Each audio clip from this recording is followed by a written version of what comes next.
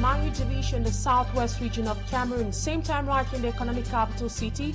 Good evening, ladies and gentlemen. Thank you so much for joining us. First, our major stories. Politicians and civil society actors condemn in strongest terms the killing of 5 elements of the Defense and Security Forces in Eyumojok subdivision, the crisis-stricken southwest region, over the weekend. They termed the actions of separatist fighters as barbaric and inhumane, while calling for an end to the over 7-year-old armed conflict. And away from that, we'll also take you to Nigeria, Federal Republic of Nigeria, where elements of the Rapid Intervention Battalion B rescued 300 hostages of the Boko Haram terrorist sect. The Nigerian nationals were freed during a cross-border military operation codenamed Tokakat. And away from that, we also talk sports in the course of this newscast. Who are those to assist Mark Breeze, head coach of the Indomitable Lions? This question remains unanswered till date, despite a meeting held today behind closed doors at Fakerfoot headquarters in Tinga. Those are major stories. Stay with us for details and more.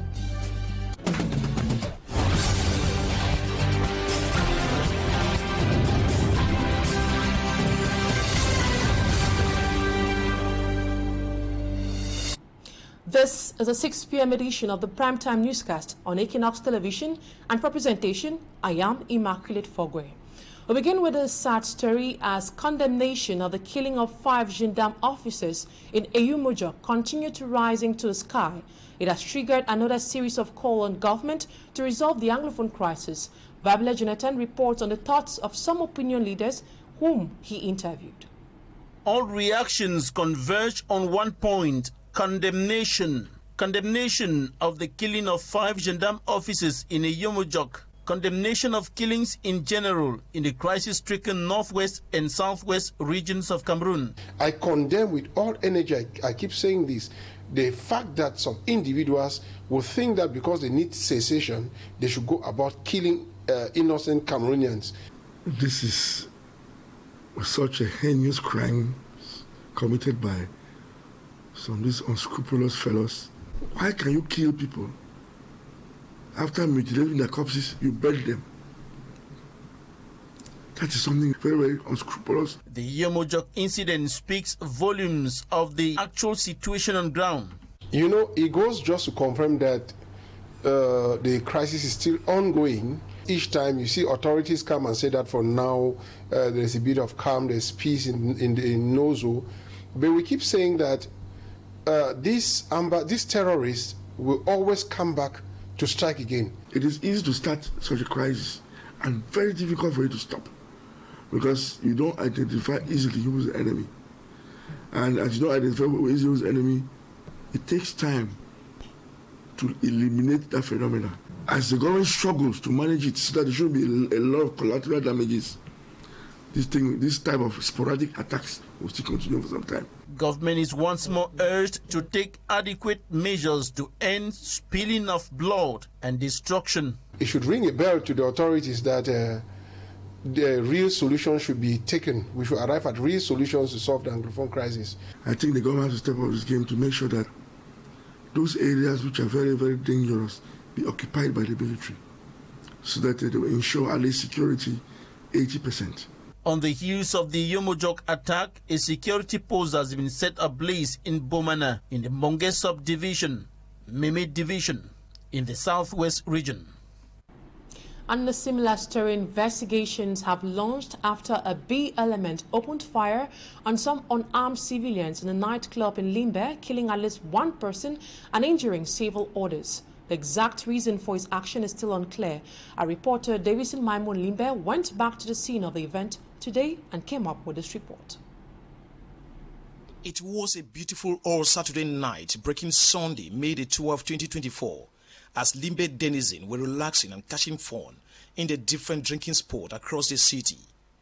The realization of some was short-lived as a young man dressed in civilian attire started raining bullets around the Sapa Road vicinity, which hosts several off-licenses and nightclubs, forcefully asking everyone to go home.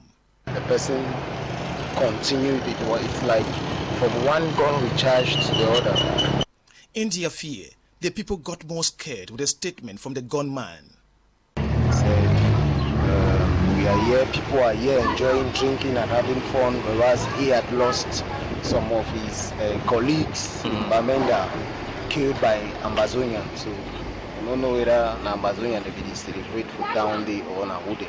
Thanks to the intervention from the gendarmerie officers who apprehended him at the scene and later discovered he was an element of the Cameroon Elite Force the B. We understand the challenges that military personnel do face or come across. We understand that they go through a lot. But then, does it justify each and everyone to come out one day and do what he did? No. We are told the senior divisional officer for FACO, Viang Mikala, and other local authorities visited the injured at the hospital, and the B have decided to shoulder the hospital bills of the injured. Sources say the incident started around a popular bar in the same environment with a lady whom the officer is having an affair with. It is a second shooting around the same area by military officers in less than a month after that of a military officer alleged to be an element of the Cameroon Navy in Limbe, who opened fire outside one of the nightclubs after he tried to force his way into the nightclub with a gun on grounds that his wife was with another man and was denied access by the nightclub security. While the investigation has been open in both cases, the people of Limbe can only plead with the powers that be for proper control of guns and bullets in the hands of defense and security officers. Limbe-based correspondent Davison Maimo reporting there. 300 people, including 191 children from the Federal Republic of Nigeria, captured by Boko Haram terrorists, have been rescued. They were freed thanks to an operation launched by elements of the Rapid Intervention Battalion B, the localities of Swat and Sapte in Nigeria.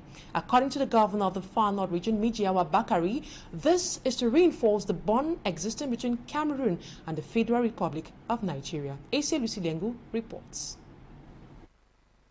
The elements of the Rapid Intervention Battalion B have rescued 300 hostages from the Federal Republic of Nigeria who were captured by Boko Haram terrorists in Zigué in the Logon and Shari division of the Far North region. Donc à la suite de cette opération, ils ont pu mettre la main sur 300 personnes. This was possible via an operation launched by the elements of the Rapid Intervention Battalion in the Swat and Sapte localities located in Nigeria. À 40 km au territoire nigérien, ils sont là, ils sont arrivés, ils sont au bon soin. Among the hostages are 191 children, 99 women, and 10 men who have been living in fear for some time now in the hands of the terrorists. The governor of the Far North region, Mijiawa Bakari, says the people will be given proper medical treatment and measures are underway to ensure that the people return to their countries safely. Colonel Maidwan Desiree, the head of the operation, says no death was recorded, but they were able to recover homemade weapons which were in the keeping of the terrorists.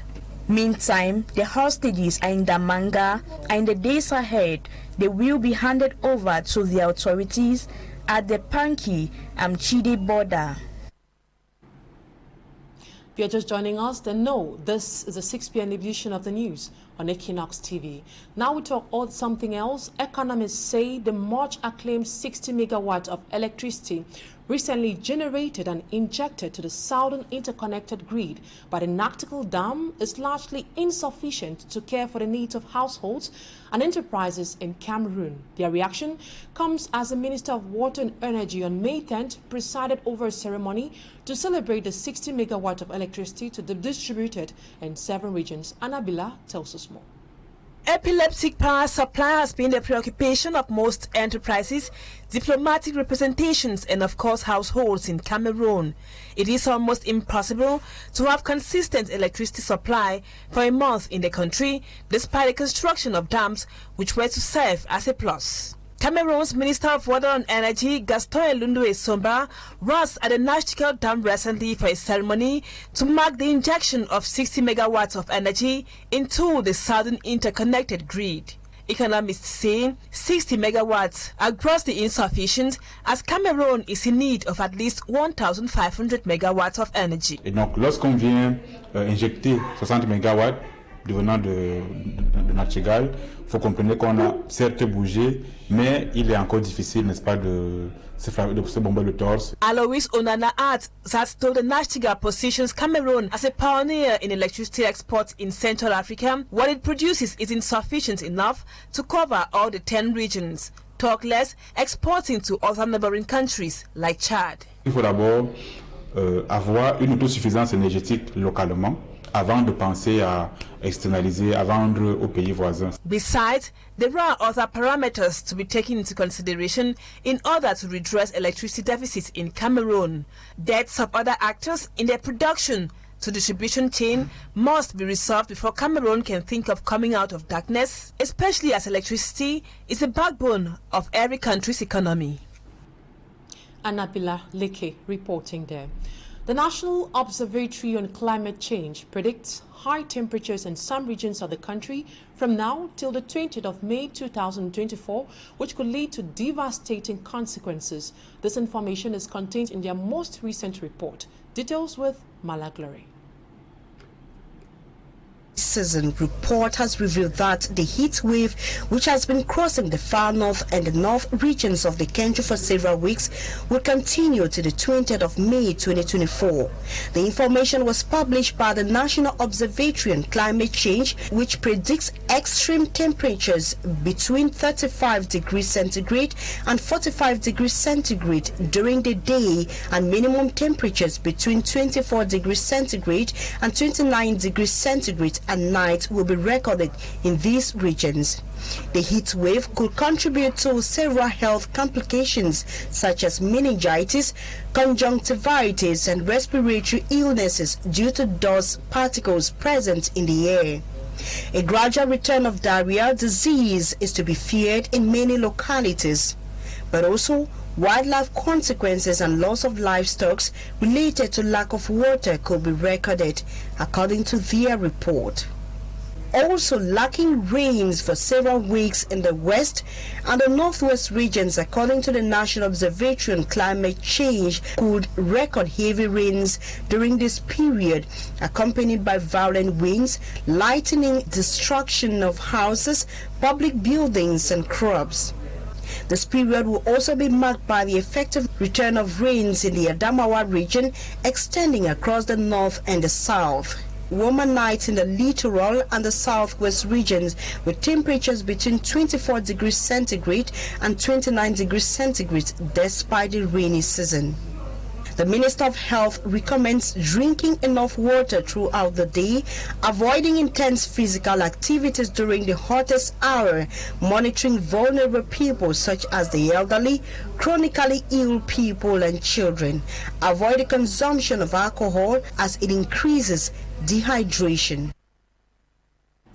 And now out of Cameroon, the number of people killed by flash floods and cold lava flow from a volcano in western Indonesia over the weekend has risen to 41, with 17 more people reported missing. And in Chad, Prime Minister Sucé Masra contests the victory of Muhammad Idris Deby Itno as Chad's president. The latter filed a request on Sunday with the Constitutional Council to have the vote cancelled. Details of these stories and more with Cedric Chakotio. Hours of heavy rain caused large volcanic rocks to roll down one of Indonesia's most active volcanoes into two districts on Sumatra Island Saturday evening, flooding inundated roads, homes and mosques. Authorities sent a team of rescuers and rubber boats to look for the missing victims and to transport people to shelters. The local government set up evacuation centers and emergency posts in several areas of Agam and Tanah Datar. The National Disaster Mitigation Agency says 84 homes, 16 bridges and 2 mosques were damaged in Tanah Datar. For now, searches still continue. Elsewhere in Chad, Sucé Masra, who came second in the Chadian presidential election won on Monday by Mohamed Idris Deby, announced lately on Sunday that he had filed a request with the Constitutional Council to have the vote cancelled. Sitak Yumbatina, vice president of the Transformators Party, says that he has videos of ballot stuffing and threats, but above all, ballot boxes which were removed by the military to be counted elsewhere. And now we talk sports. The Cameroon Football Federation, FECAFOOT, has warned the head coach of the Indomitable Lions, Mark Breeze, never to invite players without their consent.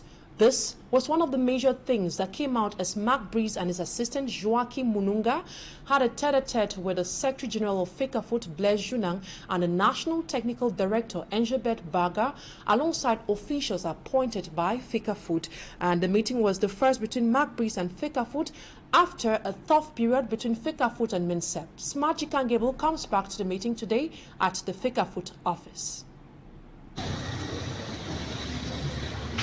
It was at 5 minutes past 9 a.m. this Monday that the vehicle transporting Mark Breeze and his assistant Joachim Munanga entered the FECAFOOT head office in Chinga, Yaoundé. By the side of Mark Breeze was the technical advisor at the Ministry of Sports and Physical Education, Professor Cyril Tolo.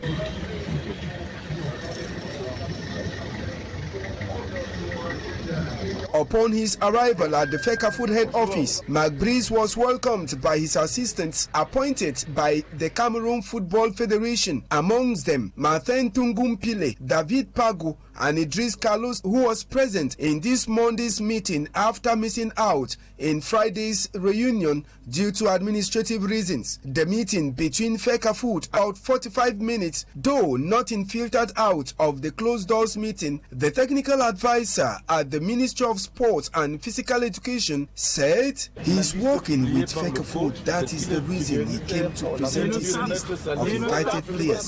That is all I can say now. After the brief walking session, according to a media release signed by the Secretary General of FECAFOOT, Blaise Junang, it stated that the meeting between Mark Breeze and FECAFOOT was just a reminder to Mark Breeze about the procedure he has to follow before inviting players, and the release stated that all of the players invited by Mark Breeze will be made available for him after a conformity check. In case where some of the players will not be available, Mark Breeze will be informed about it. The only question now on the lips of every Cameroonian is whether Mark Breeze will work with the appointed officials of FECAFOOT or that of MINSEP. Affair Swift. Exactly, Smart Gabriel, Affair as Swift. And that's it for this first part. Talking Point is up next.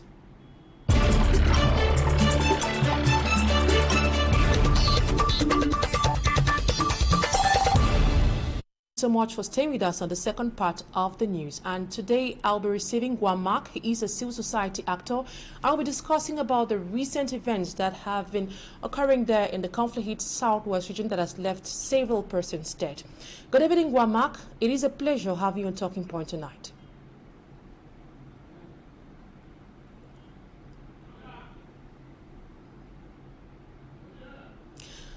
As I earlier said, we'll be receiving Guamak. He is a civil society actor, and we'll be discussing about the recent events or happenings in the conflict-hit southwest region. Good evening, Guamak. It is a pleasure having you on Talking Point tonight. Yeah, good evening, Immaculate. I'm so overwhelmed with this invitation. You know, it's been a long time that I've not been on this plateau. I'm happy to be back, and I'm ready to answer any question that you ask me. Guamak, what's your reading of yet another deadly attack that cost the lives of at least 5 uniformed officers in Eyumojok Mining Division of the Southwest region over the weekend? Well, Immaculate, I will tell you that this is just to expose the lies that the authorities have been saying. You know, this Anglophone crisis started in 2016. And a few months later, they started telling the public and the world at large that everything is under control, everything is returning to normalcy, and all those things are lies. We can get the solution or the real version from what is happening on the ground, because on a daily basis, people are dying, be them soldiers, be them civilians, be them the armed fighters. People die on a daily basis. So it therefore disagree with what the authorities in Yaoundé are saying, that everything is returning to normalcy. So I will tell you that it is due to all these provocative languages that you see multiple attacks on the ground, because what the authorities are saying is not what is happening on the ground. Now, according to reports, the soldiers were on a patrol mission when their vehicle got attacked. So after watching the video of the attack, one could suspect that it was an illegal control, given that they were in a private vehicle rather than a normal vehicle gendarme elements often use. Should we term the decision to use a private vehicle as negligence or strategy? I will say it should be a strategy, because in a war, both camps re-strategize at any point when need arises. The military has been using armor cars thinking that they were protected, but at the long run they saw that they were not protected in the armor cars, because the armor guys have re-strategized from opening fire on the military personnel. They changed strategy to use local made bombs. So they go set roadside bombs in order to target the military vehicles that are passing. So I won't say it is negligence, because to me, the military has also re-strategized to use private vehicles so that the amber guys should not identify them when they are passing. But now, the problem here is that the solution? I would say zero. So what I would say here is that they have given powers to the uniform men, the men in uniform in general. When I say the men in uniform, all those who wear national uniform, be them gendarmes, army, be police, even customs, or forest guards, and so on. So there are so many excesses in abuse of powers. They use this uniform to do things that does not fit the military. So to me, it is a strategy, but that strategy will not even work, because Immaculate, you bear with me that no war on this earth has ever been solved with one dialogue. So, what are we talking about? We need to hold as many dialogues as possible to bring this Anglophone crisis to an end. Now, Guamak, I guess you watched a report done by Davison Maimo, where he says a military officer dressed in civilian attire decides to take revenge by killing or by shooting in one of a snack bars, then Limbe, that is in the southwest region, and he claims this is in revenge for all his comrades that have been killed in the conflict northwest and southwest regions. Innocent civilians seem to be trapped on both sides. On one hand, we have separatists, on the other hand, we have military. How can civilians protect themselves in the face of these challenges or adversities? It is rather unfortunate, Immaculate, that this happened in a nightclub in Limbe. You know, I've been preaching the gospel of neutrality. I will talk about civilians first. In sister channels, I've been preaching about neutrality on the side of the civilian population, because I always call them those who don't have arms. Please stay neutral. Don't go give information to military, don't go give information to Amber, because the moment they see you giving information to military, Amber boys see you giving information to military, you are a target. The moment the military see you collaborating with Ambers, you are a target. So the population should remain neutral. That is what I've been preaching, because we want peace. Now, that is the only way the population can prevent themselves from stray bullets of the military or the Amber boys. Now, talking about military, I will say it is the excess power that has been given to them by Yaoundé, because You hear a minister in Yaoundé tell you, if you dare touch a military man, if you fight a military man or a uniform man in general, a uniform man, you will be, the Molinex of the state will grind you like spices. And when you start hearing things like that from people who are leading a people, I think it's rather ridiculous. So for me, I think that they should guard the military and tell them exactly what they are supposed to do, what they are not supposed to do on the ground, because it is this excess of power that they have given them. Because if there is any little squabble between a uniform man, whether he is in uniform or in a civilian attire, they have a small squabble in the bar, he will just remove his gun and shoot. And so I think it is high time Yaoundé look at all these things and say no. They limit the powers of the military. Permit me, Immaculate, to use the case of Chief Moja, as he's commonly known. You saw what happened.